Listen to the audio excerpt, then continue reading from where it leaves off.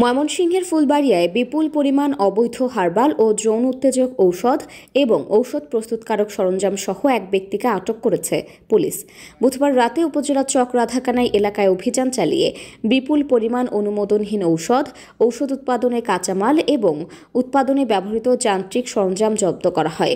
এ সময় এর সাথে জড়িত থাকার অভিযোগে একজনকে আটক করা হয়েছে। আটককৃত ব্যক্তির নাম সাইদুল ইসলাম। সে পার্শ্ববর্তী বালিয়ান এলাকার শহীদুল ইসলামের ছেলে। পুলিশ জানায়, অভিযানে প্রায় ৩২ প্রকারের অবৈধ হার্বাল জাতীয় ঔষধ জব্দ করা হয়েছে।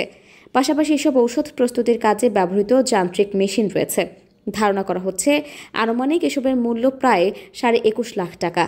থানা অফিসার ইনচার্জ মোহাম্মদ রুকনুজ্জামান বলেন, নির্ভরযোগ্য সংবাদের ভিত্তিতে অভিযান চালিয়ে ক্ষতিকর এসব অবৈধ ঔষধ এবং যন্ত্রপাতি সহ একজনকে আটক করা হয়েছে।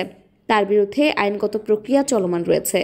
আমরা অভিযান পরিচালনা করে প্রায় ২২ লক্ষ টাকার কাছাকাছি ২১,৩৭,০০০ টাকার সরকারি অনুমোদনবিহীন হার্বাল ওষুধ জব্দ করেছি।